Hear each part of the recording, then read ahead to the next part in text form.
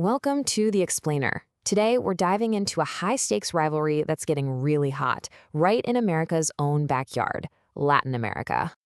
So where did this all kick off? Well, it started with this pretty dramatic U.S. operation targeting Venezuela's President Maduro. But here's the thing. This was never just about one country. It was really a message, a clear signal sent straight to China as part of a much, much bigger global game. But you know China's response? It was just as clear.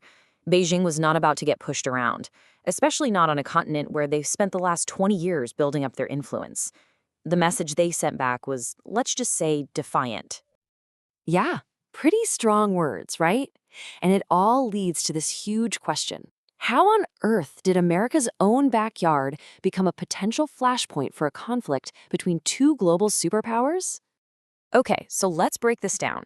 The spark that really lit this fire was that U.S. operation targeting President Maduro in Venezuela. But the reason the U.S. gave for doing it, that had way less to do with Venezuela itself and a lot more to do with, well, everyone else. The official story was that this was a preemptive move. Basically, the U.S. was drawing a line in the sand. They were sending a message to other global powers saying, hey, Latin America, that's our sphere of influence. You are not welcome here.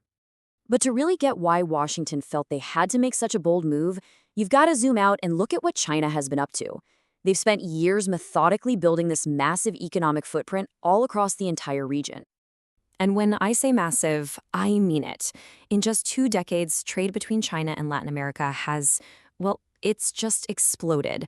We are talking about a 3,000% increase. That number is just staggering. I mean, look at the sheer scale of this growth. It went from just $12 billion 20 years ago, which, isn't nothing, to a colossal $450 billion today. That's why China is now the #1 trading partner for most of the countries down there.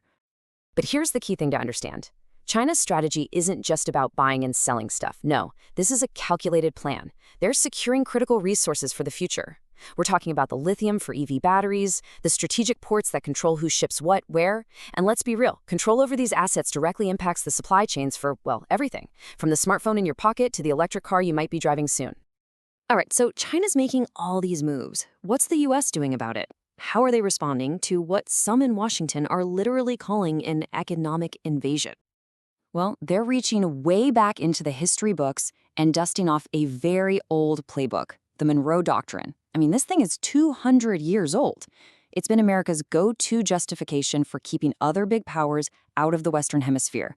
They used it against European empires back in the day, and, more recently, against the Soviets during the Cold War.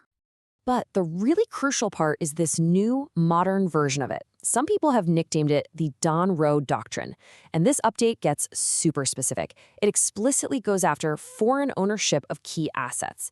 So this isn't some vague diplomatic warning. Nope, this is a direct shot aimed right at China's entire investment strategy. So you've got these two big ideas, these two doctrines, clashing head-on. And what's happening is that it's turning specific countries and key strategic spots into these high-stakes geopolitical battlegrounds in a whole new great power game. And yeah, the headlines were on about Venezuela, right? But if you ask the experts, they'll tell you there's another place, a different location that's actually the most critical one to keep your eyes on. And that place is Panama. Think about it. The Panama Canal is like a vital artery for all of global trade. If the U.S. even threatens to block Chinese ships from using it, well, that's a massive, almost existential threat to everything Beijing is trying to build in the Americas. So, okay, Venezuela might have been the spark that kicked off this latest round of tension, but if you look at a country like Brazil, you start to see what the real long-term prize is for China. Brazil isn't just a place to get resources, like Venezuela is for oil. No, it's a huge consumer market and a super important economic partner for Beijing. Okay, so that brings us to the big question, right? Where does all of this go from here? What's the end game in this whole thing? Well, at the heart of it all, you have two totally different stories that just can't both be true. From the U.S. point of view, this is a hostile invasion, a Trojan horse.